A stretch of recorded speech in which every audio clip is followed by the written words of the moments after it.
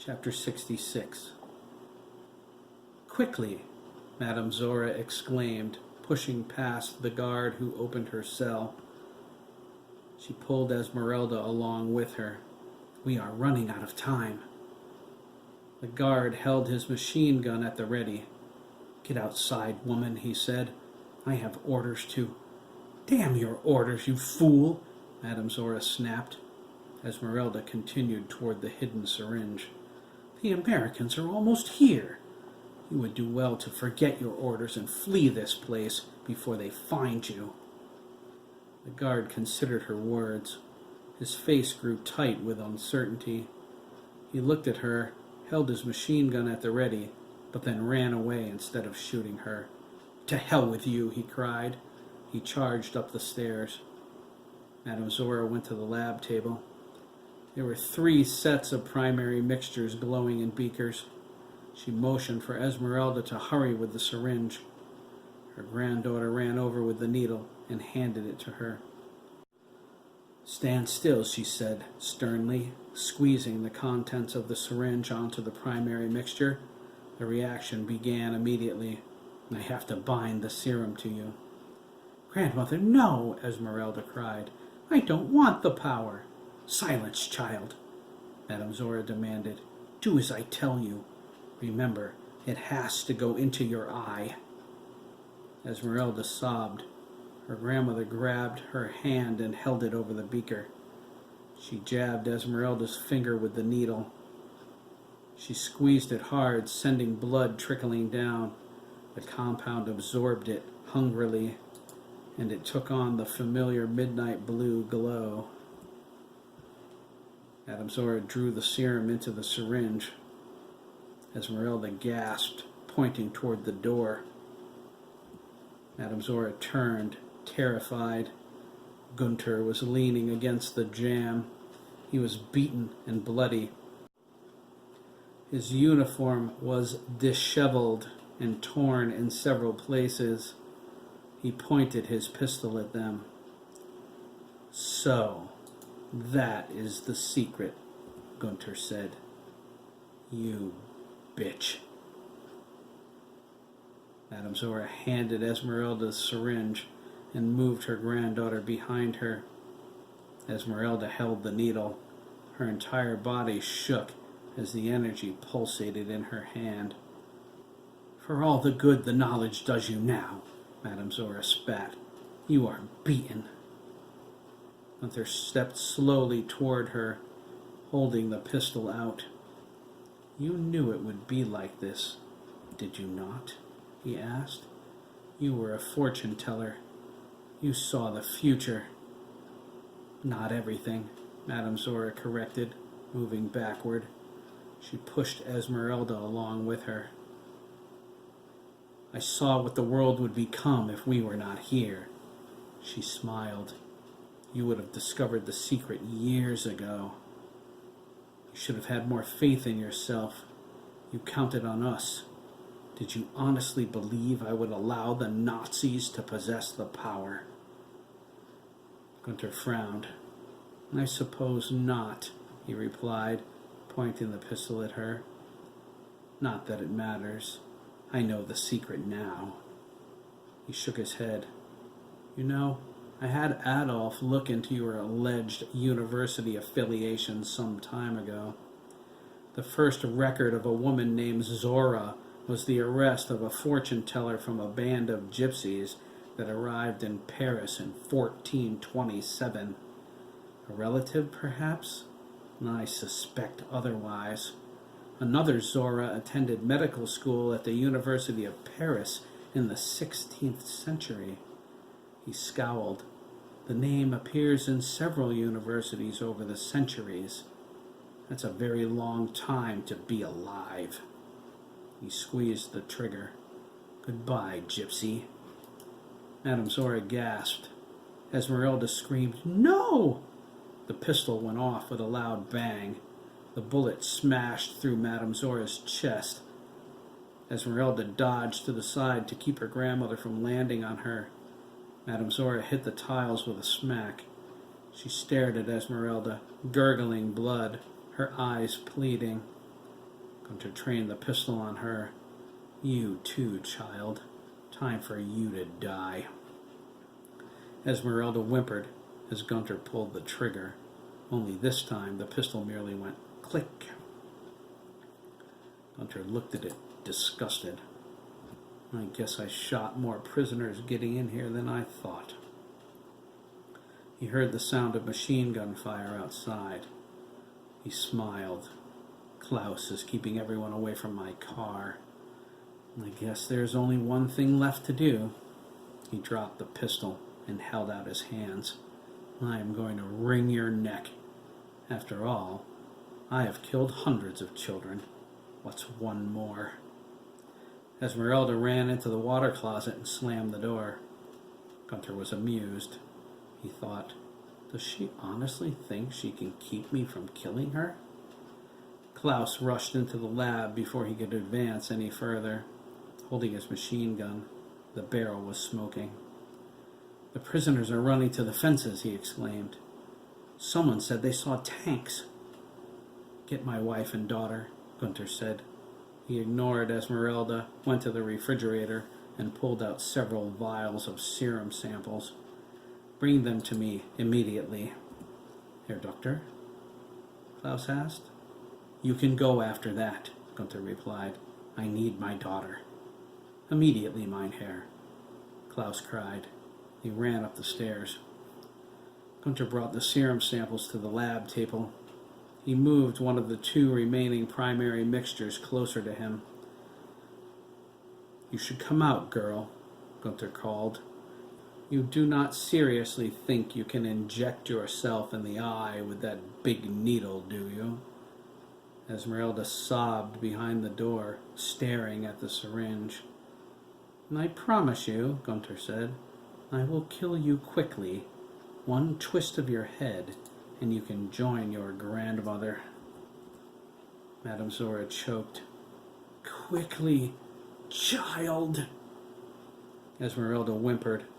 At the same time, she pushed the needle into her eye. Years of watching people die horribly gave her the steel nerves necessary, as did her hatred of Gunter Bremen. The pain was furious, but so was her terror that death was nigh. She squeezed the plunger until the contents of the syringe burned a path straight to her brain. She screamed and yanked the needle out with a pop. She fell on the floor, her body convulsing and racked with agony. Come, child, Gunter said, hearing her scream. It will be over soon. Esmeralda said nothing. The lab fell strangely silent. Gunter shook his head. I can kill you now or later, he said. It does not matter to me. While the serum samples dripped onto the writhing mass in the beaker, Gunter went to work on the lab. He destroyed the last primary mixture in the sink. He could have sworn it cried out as it died in a wash of sulfuric acid. He gathered his notes and threw them in with it. He crammed every piece and scrap of paper into the sinks, along with his files and notebooks. He put his journal in last. Gunter poured alcohol on the pile and tossed in a lit match.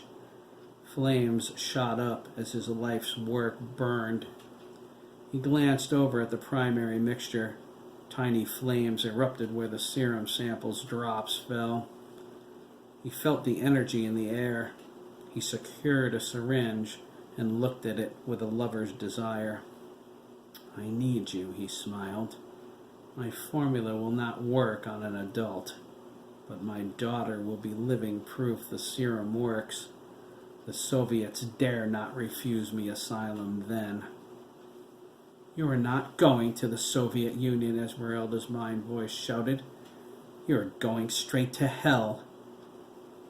At last, Madame Zora gasped.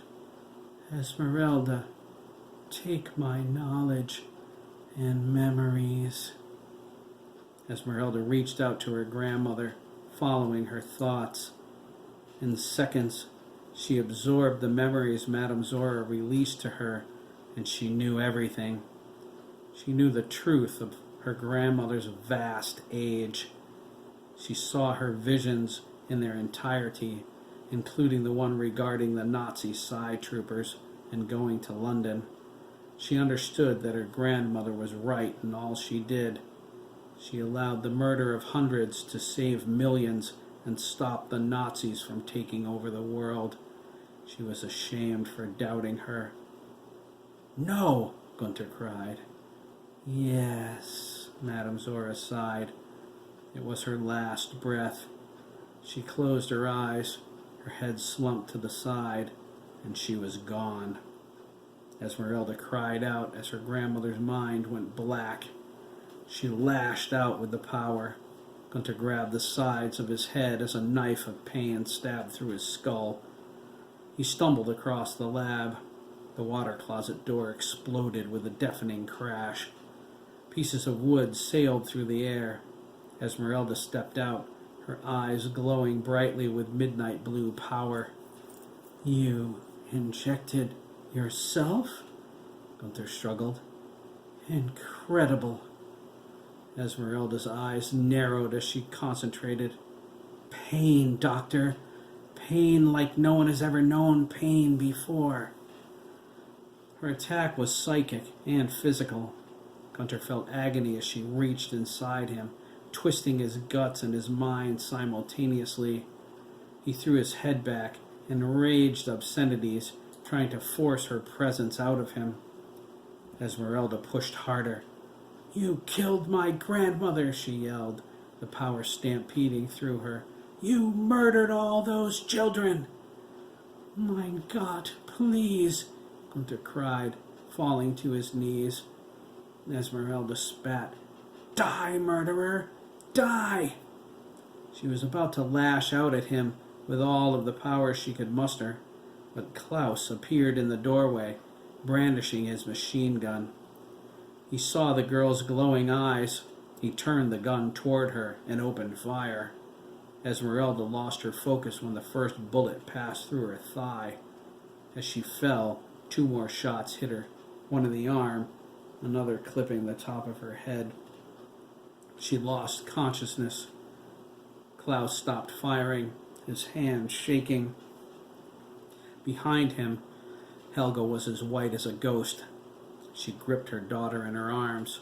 The baby was screeching, startled awake by the loud machine gun fire. "Klaus?" Gunther asked, his voice uneven and cracking. "I am here, Herr Doctor," Klaus replied, swallowing hard.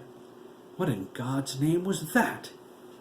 "Never mind," Gunther said, struggling to stand. "Give me your sidearm." Gunther tossed his pistol over. "We must go, Herr Doctor," he said urgently. "When I picked up Helga, the SS guard left. We're alone." "Gunther?" Helga asked. She was trying to talk over the baby's cries. "Please, can we leave?" Gunther looked down at Esmeralda's lifeless body. There was blood surrounding her head. He grunted, satisfied, and stormed over to Helga. He tore their daughter from her grasp. "We will leave in a moment," he said. He took the baby to the examination table. "There is something I must do first." "What?" Helga gasped. Dread washed over her as he stabbed her tiny finger with the needle. "You're a madman," she cried, moving toward him. "Give me back my daughter." "Our daughter," Gunther corrected. He held the pistol up and shot her in the head. Helga fell at Gunther's feet, her dead hands reaching, her eyes wide with surprise. "Now she is only mine." He set the pistol on the examination table. He held his daughter's wounded finger over the primary mixture. It absorbed her blood ravenously. He poured in the rest of the serum samples. The glowing midnight blue formula formed quickly. It pulsated as he filled a syringe. He eased the needle toward the baby's eye. "Hold still, child. Your father is about to make you a goddess." Gunther stabbed the needle in. At the exact moment, a hail of gunfire came down the stairwell. Klaus cried out, taking a bullet in the shoulder. He rolled inside, holding the wound as it bled through his fingers. "Oh God," he cried. "The Americans!" "Hold them off," Gunther demanded, squeezing the serum into his daughter. "It will not be long now." Klaus held the machine gun around the corner and fired up the stairs. "We're going to have to fight our way out." "I will help you," Gunther insisted. "Just keep them back until—" The world went deaf as Gunther's daughter let out a psychic scream of pain and fear. Gunther struggled to look down at her, his mouth agape. His daughter's eyes were glowing. He had enough time to smile at her before everything went insane. Mein Gott! Gunther felt his daughter's presence in his mind. It was a blank sensation, filled with the innocence of infancy. It reached, searching for something, a feeling. Yes, Gunther thought, unable to move, adrift in a silent sea of longing, comfort, safety, warmth, the warmth of her mother's hands. Gunther fought hard to retain control. His daughter was everywhere, inside him and out. She forced her way into everything he was. There was a feeling of recognition when she realized she knew him. He was the other set of hands that held her. Yet Gunther felt her frustration. He wasn't the one she wanted. The power went through him. Gunther saw the transparent force of her probe as it continued reaching outward. The longing she felt became panicked desperation. The other one, the warmer one, never took this long to answer her cries. Gunther was overwhelmed with a feeling of confusion. The baby writhed and cried as she continued to reach. Gunther jerked upright and stiff. His daughter found her mother and engulfed her with her power. There was a wash of relief and joy as it probed into her lifeless body. Gunther doubled over from a flash of terror so powerful he almost fainted.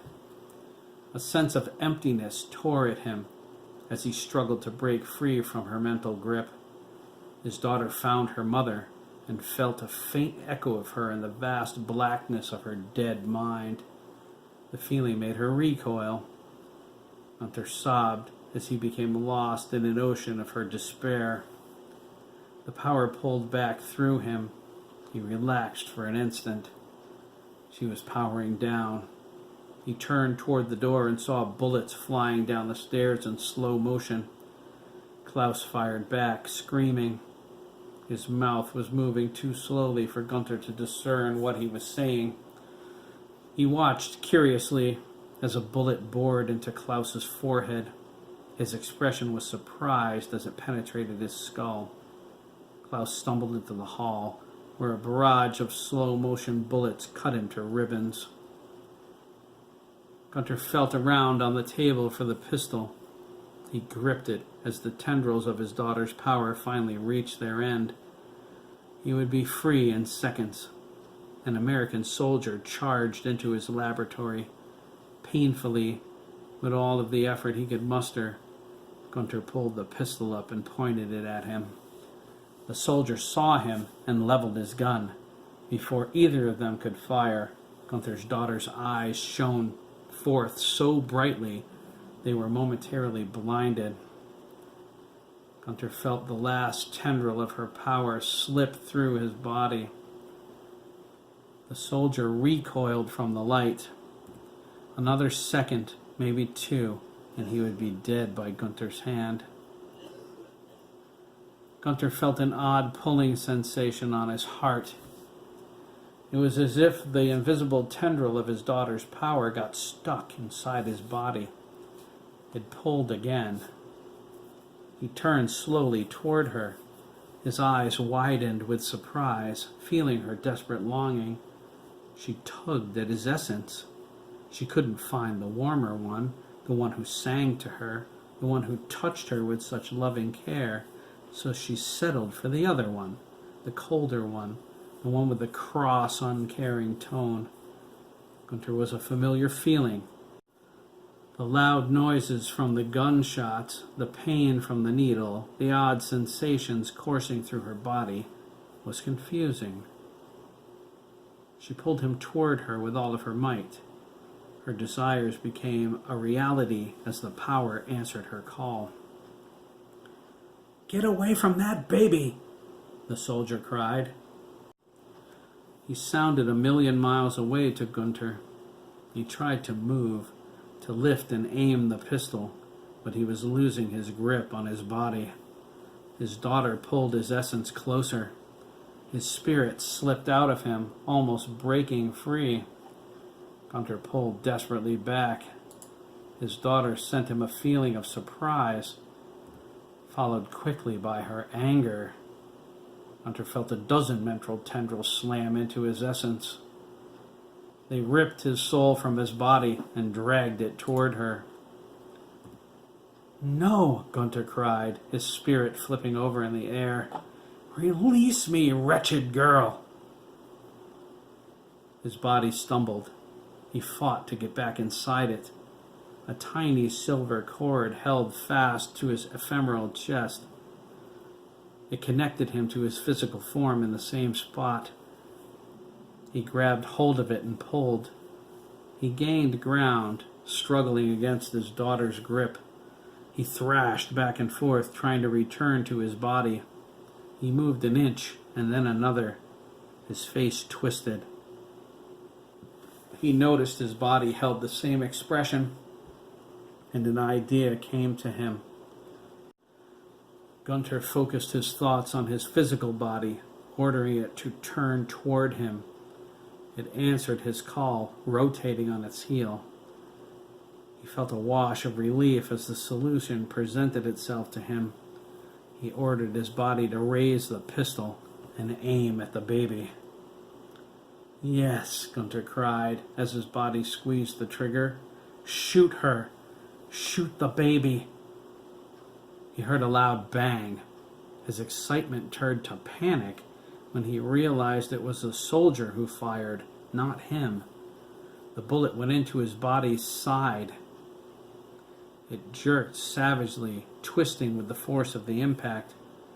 The bullet tore a hole in him as big as his fist and smashed out the other side. Gunther knew his body was dead when the tiny silver cord vanished with a shimmer and a snap. His daughter's pull became irresistible. Gunther was a leaf in the hurricane of her power. She yanked him toward her with all of her might. Gunther felt a sense of satisfaction as she sucked him into her body. The baby stopped crying. She cooed at the outraged ranting inside her. She felt someone new as the power within faded. It was another set of hands. They had a warmth that matched the feeling of the other. The soldier lifted the baby into his arms. "There now," he gently whispered. "Everything's going to be fine." "Captain Adler?" a young private called from the doorway. "Is everything all right, sir?" "Fine, Private Dickinson," Captain Timothy Adler replied. He gestured with his head toward Esmeralda. "Check on the girl. The old woman's dead." Private Dickinson knelt next to Esmeralda. He felt her neck and nodded. "She's alive, sir." "Get a medic, Private," Captain Adler ordered. He held the baby with one hand and wiped his forehead with his sleeve. "If this baby makes it, she could be the one good thing that comes out of this horrible place."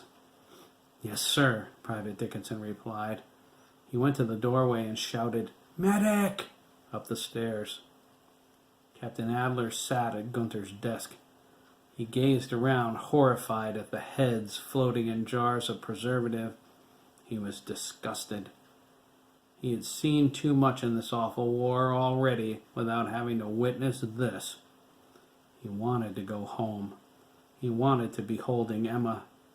It was all he could do not to break down. "Timmy?" a voice called down the stairs. "Down here, Tedford," Captain Adler replied. PFC Tedford Collins appeared in the doorway after taking the steps down two at a time. Ted was an engineer attached to Captain Adler's company. He looked around the room and nearly threw up. "Oh, Lordy," he gagged. "Why, it ain't never gonna end, is it?" He noticed the baby. "Hey now, who's this little thing?" He walked over and touched her soft face. Captain Adler nodded toward Gunter's body.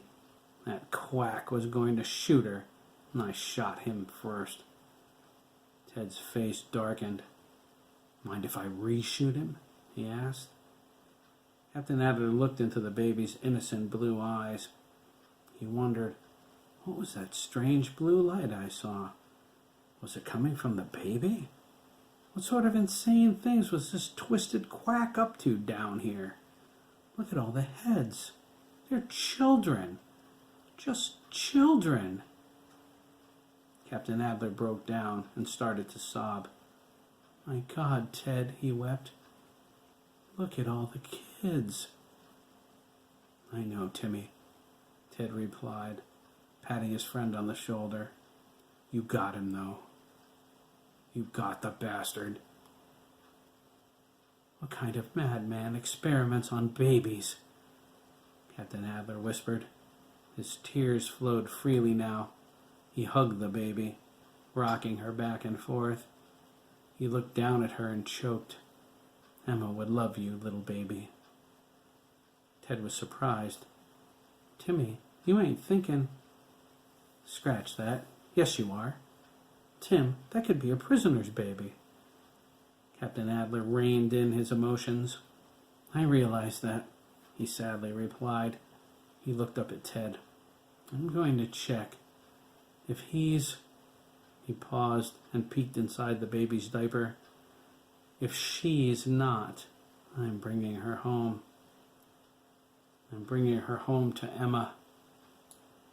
"Your wife would love her," Ted said. He thought, "I hope you ain't disappointed." "Is that wrong, Ted?" Captain Adler asked, a hint of desperation in his voice. "Emma can't have any children. Is it wrong to bring her one if the girl has no one else?" "It ain't wrong," Ted replied. "It ain't wrong at all." The medics carried Esmeralda past him. He dared to look around the room once again. He never wanted to forget why they fought this war. The images of those preserved heads would stay with him for the rest of his life. "Come on, Timmy," Ted said. "We need to get out of here." They left the lab together. Neither one of them heard Gunter Bremen. No one could, except the baby. And all the baby heard was screaming.